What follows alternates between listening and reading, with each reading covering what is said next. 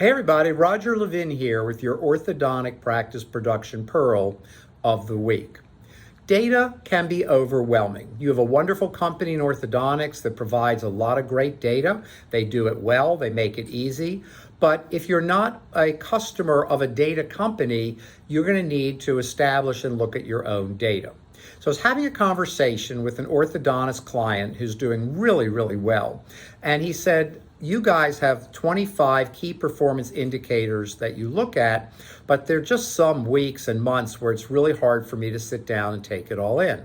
And I said, well, we'd like you to do that, and you have a monthly meeting with your consultant to go over that, but when you're on your own, you don't need to look at 25 or 40 or 60 key performance indicators or statistics or metrics. If you want to get a feel, you need to look at 5.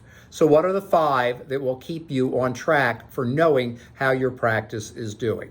Number 1 is production. Production is the single, by far, most important measurement in the practice. It tells us more about performance and developing strategy than any other single factor. And we look at production as a ratio of many other numbers. Number 2 is collection. If you don't collect what you produce, well, that's a problem. So we want production growing by around 18% per year for the next 3 years. We want collections at 98% or above. Third is overhead.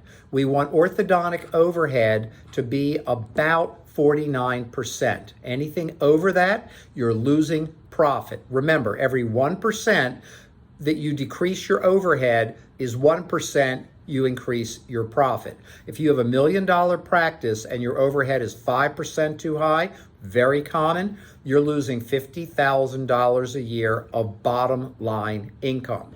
Number 4 is income. So we want your overhead to be controlled so that we have an excellent income. Income should become the inverse of overhead. If overhead's 49%, income should be 51%. And then finally, referrals. If you have enough referrals, you will always be fine. And we want your referrals growing every year. If they're not growing every year, that is a danger sign, a landmine, a red flag, whatever name you want to use. It's bad. So if your referrals aren't growing, you know you need to work on that. And we like to see them grow at about 10% per year. And if you think you're that busy that you can't handle it, it's probably that you're not as efficient as you would like to be. So those are the 5 key performance indicators at minimum that you track. If those are tracking well, then your practice is doing well. As always, I wish you increased practice production and referrals every year, and I will see you next week.